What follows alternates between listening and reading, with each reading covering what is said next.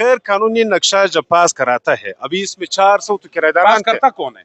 सरकार करता है। मैं तो लेकिन जबरदस्ती पास नहीं करा सकता। कराता कौन है? मैं जबरदस्ती तो पास नहीं करा सकता हूँ ना। 400 दुकानदार तो किराएदार है, सर, उनका तो कसूर नहीं है ना, लेकिन मालिक तो कसूरवार है, पैसे देता है गैर कानूनी नक्शा। अब जब 4,500 बिल्डिंग्स है इस शहर, तो जाहिर है कुछ दूसरा देने के लिए भी तैयार होता है। सरकार को तुम कसूरवार ठहराते हैं, लेकिन आपको भी अपनी गलती, आप 200 दुकानदारों की तर्जुमानी करें ना, आप मालिक की तर्जुमानी ना करें। 4,500 बिल्डिंग जो गैर कानूनी बने हैं, उसमें से वो 4,500 लोग भी तो गैर कानूनी काम करवाते हैं। जब बिल्डिंग बनती है ना, गवर्नमेंट इसमें अपना असर रसूख इस्तेमाल करके उनसे पैसे लेती है। मीटर बाहर लगाए हैं, शुक्र है कि आज सुबह था, अगर सुबह नहीं होता तो गुल प्लाजे से बदतर हालत इसलिए होता कि यहाँ पर प्लानिंग नहीं होती। अल्लाह इस शहर को हादसे से बचा है, अगर इस शहर के ऊपर एक भी हादसा आता है तो फिर उठाने वाले लोग कम रह जाएंगे। आलिम प्लाजे में 400 से ज्यादा दुकानदारान का कहना यह है कि हमारे यहाँ पर करोड़ों रुपए की जो सामान है राख हो गई,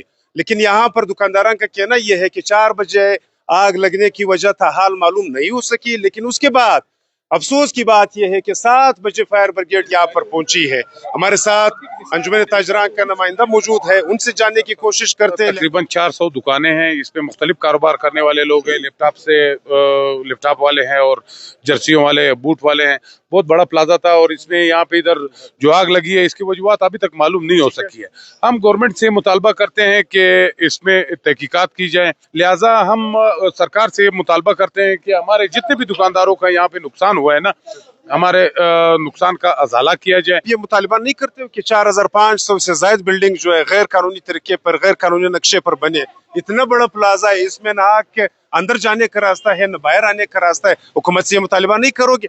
ये जो तारे यहाँ पर आप देखो, ये दुनिया में कहीं पे आपको इस तरह नजर नहीं आएगी। इसका प्लानिंग भी तो गैर।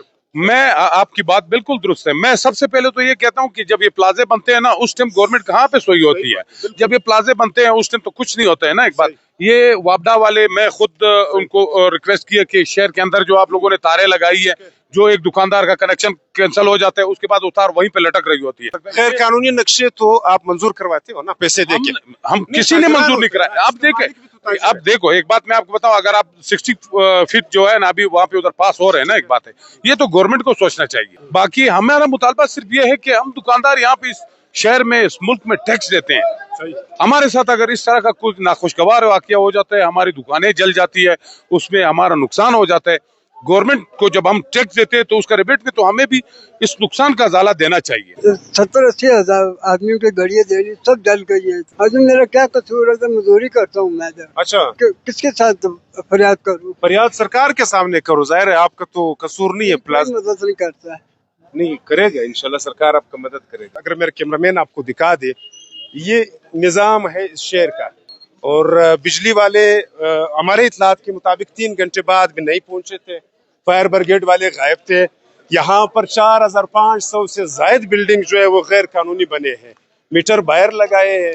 ये शुक्र है कि आज सुबह था, अगर सुबह नहीं होता तो गुल प्लाजे से बदतर हालत इसलिए होता कि यहाँ पर प्लानिंग नहीं होती। हादसा पूरी दुनिया में होते हैं, अल्लाह इस शहर को हादसे से बचा है, अगर इस शहर के ऊपर एक भी हादसा आता है तो फिर उठाने वाले लोग कम रह जाएंगे, और ये सालों साल इसके ऊपर लग जाएंगे कि हादसे के बाद इन लोगों का बंदोबस्त करे।